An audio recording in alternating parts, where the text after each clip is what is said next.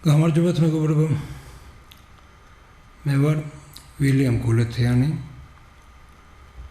ქართულმა ტევამ მინდა რომ მადლიერებით აღნიშნო მომცა საშუალება გამოვსულიყავით თქვენ წინაშე და ჩემი მოსაზრებები გამეცნო თქვენთვის.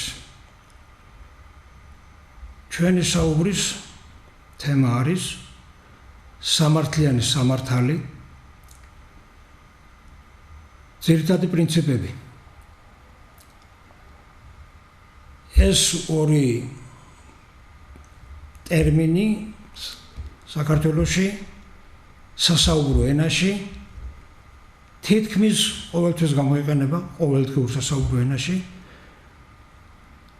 ერთი და იგივეთ მიიჩნევს უმეტესობა და სამწუხაროდ ბევრ გაუგებრობას იწვევს შემდეგში ისეთი საკითხების გადაწყვეტაში, რასაც ქვია პოლიტიკური და ეკონომიკური ცხოვრება ჩვენი ქვეყნის. ჯერ სანამ სამართლიანობის და სამართალის განსაზღვრებაზე გადავიდოდეთ, მინდა უბრალოდ შესავალი გავაკეთო. თუ იქნება კეთილინება და ეს გადაცემები იქნება მუდმივი, რეგულარული, მაშინ საშუალება მოგვეცემა ცალ-ცალკე განვიხილოთ პუნქტების და მიხედვით შემადგენელი ნაწილები და ერთ მთლიანობაში მოვაქციოთ როგორც სამართლებრივი, ისე ადამიანური ცხოვრების, ანუ სულიერი სფეროს ერთობლიობაში, ერთმანეთთან კავშირში განხილვით. არ არის საჭირო ამ შემთხვევაში რაიმე განსაკუთრებული უმზადების დონე იმ საკითხების განსახილველად, რაზეც ჩვენ ვისაუბრებთ. საკმარისია ადამიანს კონდეს მეექვსე კლასის პატიოსნად უმზადებული დონე, ანუ წერა-კითხვა და ის ძირითადი მეცნიერების საფუძვლები, რაც მეექვსე კლასში ისწავლება. მარტივი პოსტულატები, რომ ორი საპირისპირო წინადადებიდან ორივე მართალი ვერ იქნება. ეს არის თითქმის მთელი ამოსავალი პრინციპი ჩვენი მსჯელობის. ჩვენ ვისაუბრებთ, მართალია ვერ ავცილდებით უცხოურ ტერმინებს, მაგრამ ძირითადად ქართული ენის მეშვეობით, რადგან ქართულ ენაში ცოტა სხვანაირად ჩანს ის საკითხები და თარგმნის დროს ბევრი რამე იკარგება, ზოგიერთი სარგებლობს ამ არაკეთილსინდისიერად ამ თარგმანის დროს და ცვლის შინაარს, ასე რომ ჩვენთან თუ ჩვენ ჩამოვაყალიბებთ ჩვენი ქართული ენის მეშვეობით ამ საკითხებს ჩვენი გაგებით, ჩვენი ტრადიციების და ჩვენი მისწრაფებების მიხედვით, შემდეგ მარტივი იქნება უკვე სხვა, რა თქმა უნდა, შესაბამის სპეციალისტების დახმარებით არიან ლიტერატორები შესანიშნავი ყავს, თარგმნელები, ფილოსოფოსებიც, რომლებიც ამას სხვა ენებზეც განავრცობენ და განავითარებენ. უпростоრეთ სხვებთან კავშირის შემთხვევაში. ხოლო ახლა გადავიდეთ მცირედ პატარ-პატარა დეტალებს მოგცემ, თუ მაგალითად რა შეეხება ჩვენი საუბრები. ესე იგი მსმენელები თქვით, უნდა იყოს მხოლოდ წერა-კითხვა და პატიოსნად გულწრფელი საკუთარი თავის მიმართ. თუ კი ვინმე წინასწარ განზრახვით უკვე რაღაცას ამტკიცებს, ამას შეიძლება არ ცოდნის ბრალი იყოს, მაგრამ შეიძლება წინასწარ განზრახულად შეცდომაში შეყვანის ბრალი იყოს, მასთან გამათი და დისკუსია ფაქტიურად შეუძლებელია. მაგრამ ვინც გულწრფელი იქნება საკუთარ განზრახვებში, მისთვის პასუხები ჩემგან არ წამოვა. თვითონ იპოვის საკუთარ თავში პასუხებს იმ თემაზე, რაზეც ჩვენ საუბრობთ.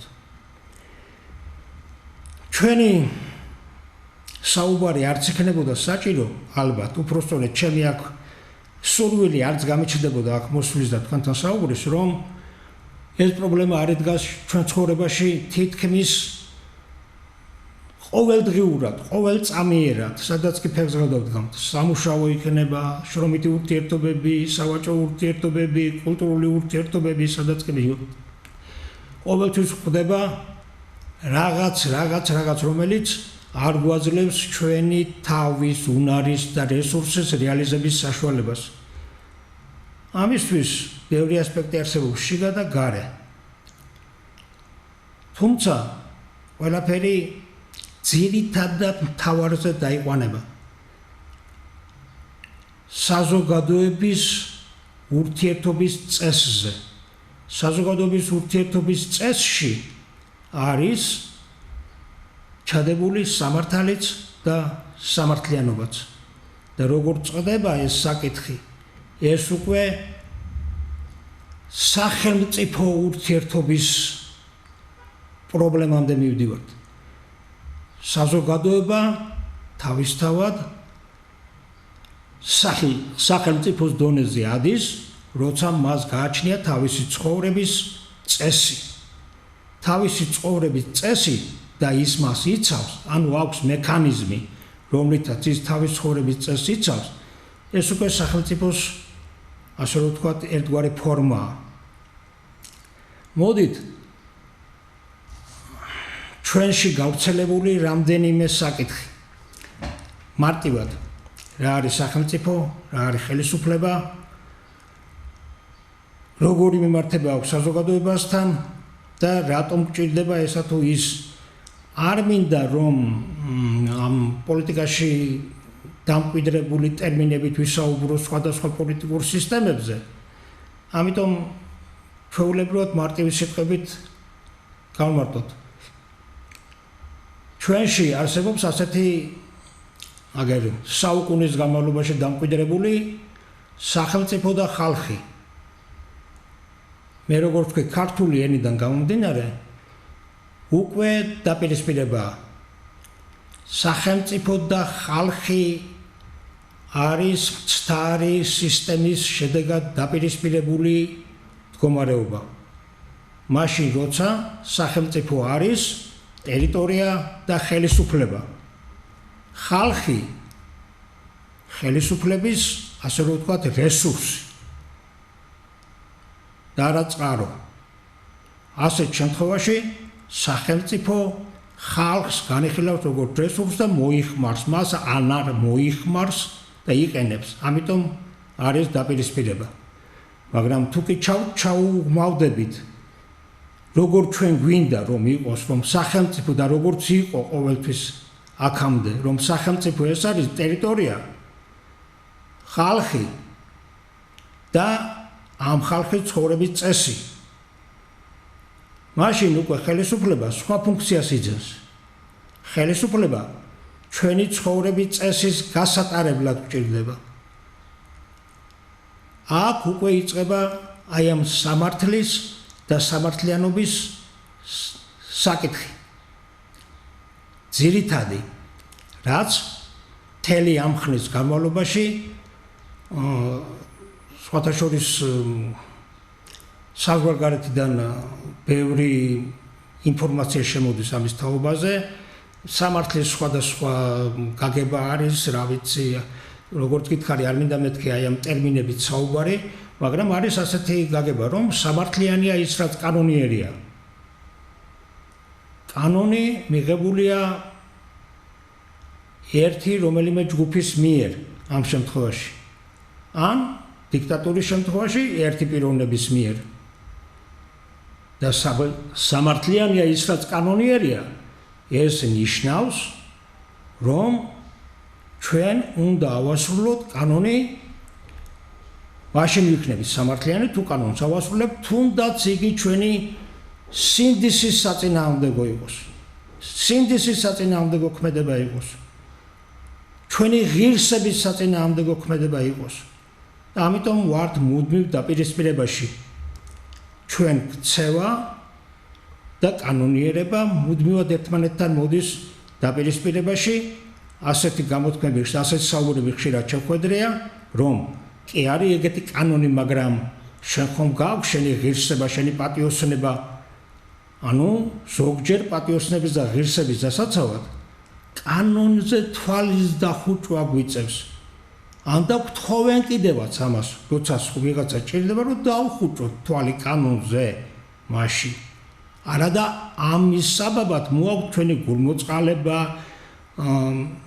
მობიერება, სოციალური სოლიდარობა, ბევრი კეთილშობილური რაღაცა მიზეზი, რომ ჩვენ როგორმე მოვიქცეთ როგორც ადამიანებს, ადამიანებს შევხვენის ღირსეულად, პატიოსნად და კანონი კი არის, მაგრამ მოდი ასე გავაკეთოთ.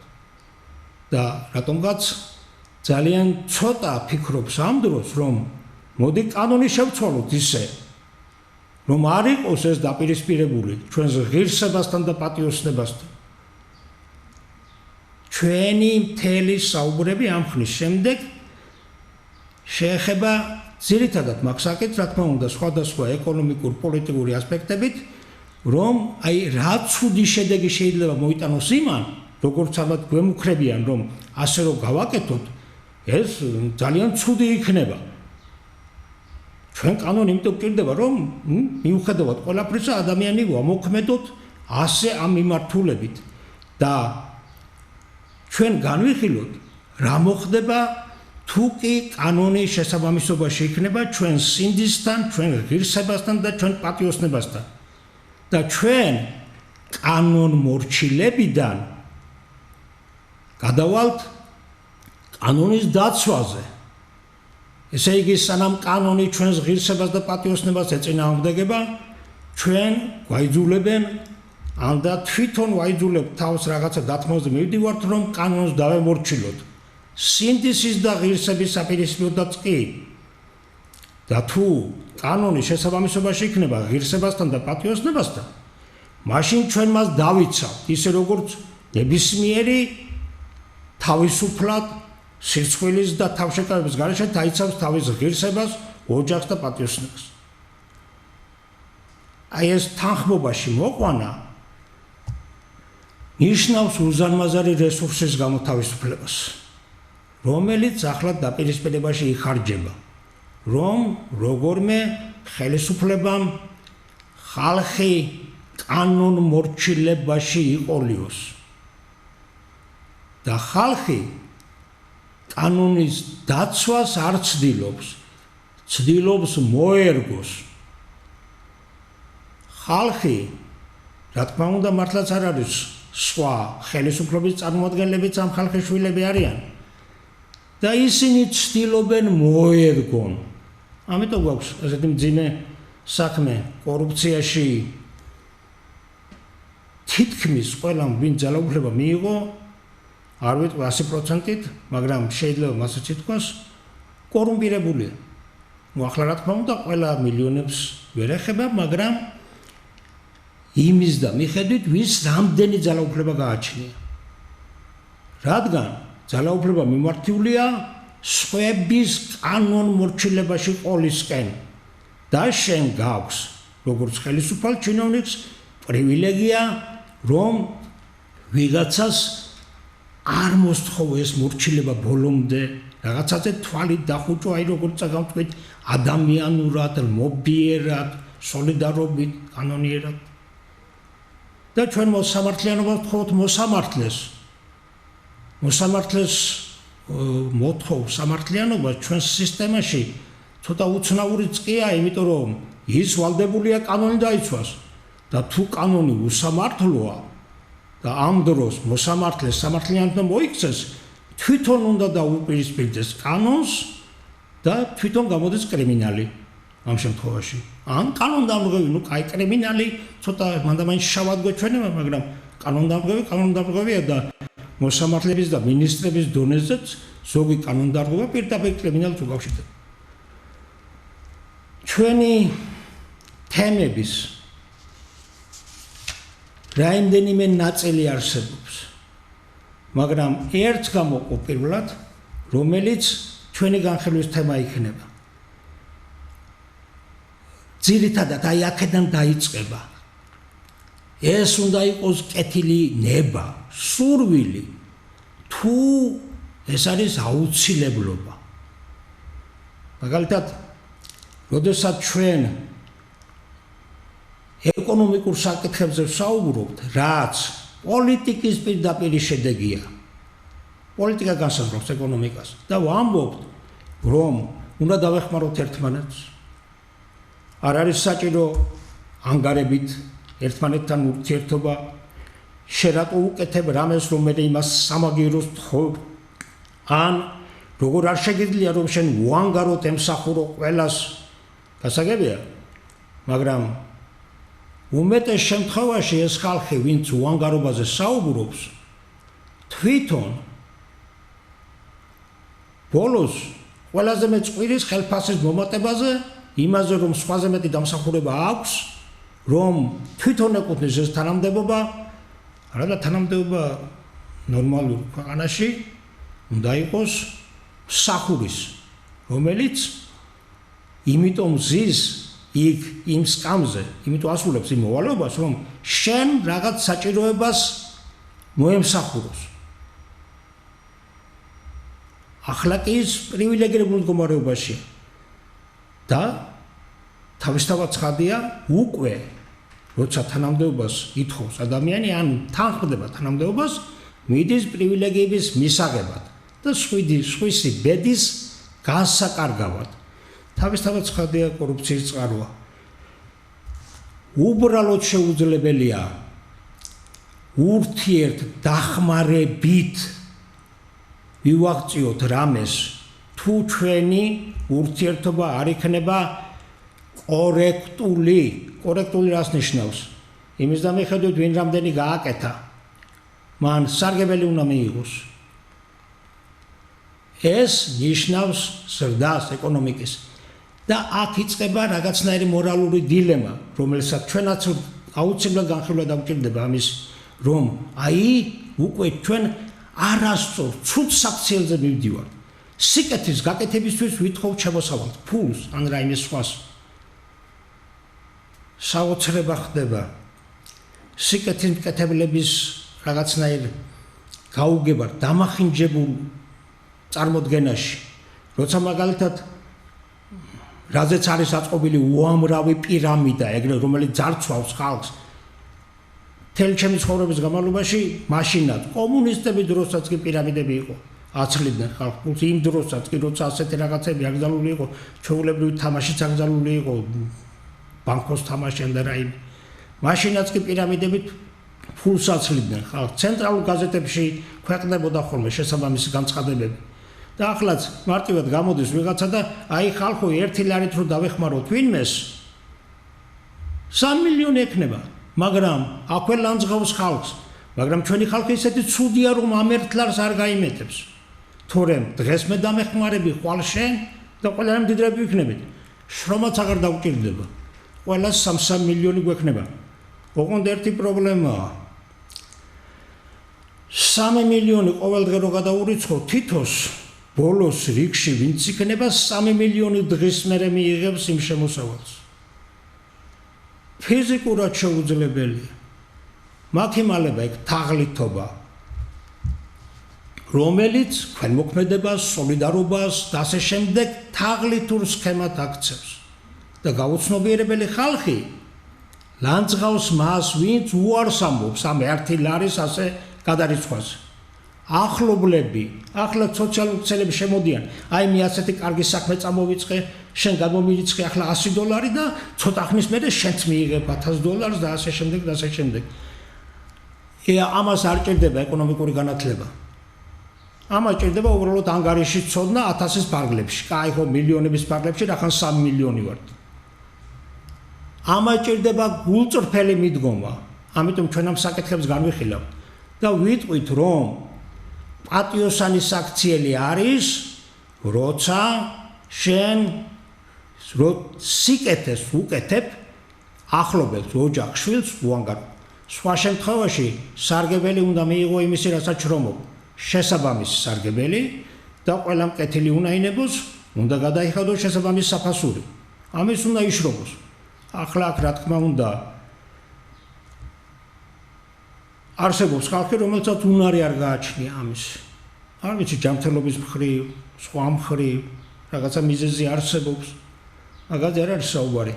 ეგ გამონაკლისი უნდა იყოს და არა ცხოვრების წესი. არ შეიძლება უნარო ადამიანის მიმართ მოქცევა იყოს მთელი საზოგადოების ცხოვრების წესი და ყველა ითხოვდეს ისე როგორც უნარო. იაფად და მუქთად მომსახურებას. ეს წარმოუდგენელია. ამას ჭირდება სწორედ განსაზღვრება, სახელმწიფოს ფუნქციის სწორი გაგება, საზოგადოების და საზოგადოებაში ინდივიდის დამოკიდებულების სწორი გაგება. და აქ მივდივარ სამართლიანობის ცნებასთან, რა არის სამართლიანი? უანგაროდ ემსახურო ირგვლივ შენს ახლობლებს, წამოხვიდე და მერე ითხოვდე დიდ ხელფას, იმიტომ რომ უანგაროდ მუშაობდი სრულიად სხვებისგან. ეს არის სამართლიანი თუ უბრალოდ ჩვეულებრივად აკეთებდა სიკეთეს ისეც რაც ხალხს ჭირდება და ისინი კიდე თავის შრომის შედეგით გიხდიდნენ შენ ამაში საფასურს. და რა შედეგს იწვევს ეს ორი დამოკიდებულება? ასეთი დამოკიდებულება მუქთა სოლიდარობის თანასწორობა, რომ ერთის ნაშრომი რახანის ძლიერად შრომობს, ყველას თანაბრად მიეცეს, თუ ვინც რა გააკეთა იმის და მიხედვით მიიღოს გასამჯელო მისგან ვისაც გაუკეთა. ასეთ საკითხების განხილვის დროს თავისთავად წარმოიჭრება თავისუფლების თემა. თუ ვინმე ადამიანი ფლობს იმ ძალაუფლებას, რომ სხვების ცხოვრება განკარგოს, სხვისი ქონება განკარგოს, ცხადია მას აღარ დასჭირდება ამ თავისუფალი გარიგების რაიმე პრინციპების დაცვა, პასუხისმგებლობა არ გააჩნია, თვითონ ავალებს რა საქმე ჭირდება და უხდის იმდენს, რამდენსაც თვითონ გადაწყვეტ საჭიროდ და ამ დროს ჩვენ მუდმივად ვითხოვთ სამართლიან ხელფასებს, სამართლიან პენსიებს, სამართლიან ანაზღაურებას. სამართლიანი კი ვერ იქნება. ვერ იქნება სამართლიანი, როცა თავისუფალი არ ხარ. თავისუფლების თემა უმნიშვნელოვანესი თემა. ოღონდ თავისუფლების თემა ერთ ელემენტარულ საკითხთან არის დაკავშირებული, რომელსაც ჩვენ შემდეგში განვიხილავთ. მე ახლა შემიძლია უბრალოდ რამდენიმე პუნქტები ჩამოგითვალო, რომ პირველ რიგში კითხულობენ, რაც არ უნდა სწორი იყოს გეგმა და პროგრამა, ვინ იქნება, ვინც ამას გააკეთებს. როცა ვლაპარაკობთ, ვინ იქნება, უკვე დიქტატურაზე და ავტორიტარიზმზე გადავდივართ. როგორ ჩავიგდოთ ხელში ძალაუფლება? ეს უკვე დიქტატურისკენ სწრაფვაა. ამიტომ ეს საკითხები განვიხილოთ, ჯერ რა გვინდა, როგორი ცხოვრება გვინდა, ის გავარკვიოთ. ჩვენთან ერთმანეთთან მისწრაფებაში რა გვინდა, ეს გავარკვიოთ და შემდეგ გახდება ცნობილი, როგორი ხელისუფლება და ძალაუფლება გვჭირდება იმის გასახორციელებლად, რაც ჩვენ ჭირდება და რაც ჩვენი სურვილია. არ იქნება ძალიან რთული, ეს მარტივი იქნება, თუ თქვენ იაქტიურებთ, სიამოვნებით ვისაუბრებთ და გაგცემთ ნებისმიერ კითხვაზე პასუხს. რასაც მე შევძლებ, რასაც ვერ შევძლებ, ცხადია გადავდებთ იმ სპეციალისტებისთვის, შევეკითხებით ვინმეს და გავარკვევთ. მაგრამ ეს საკითხები, რაც ცხოვრებისეულია, ეს პირად საუბარში წყდება.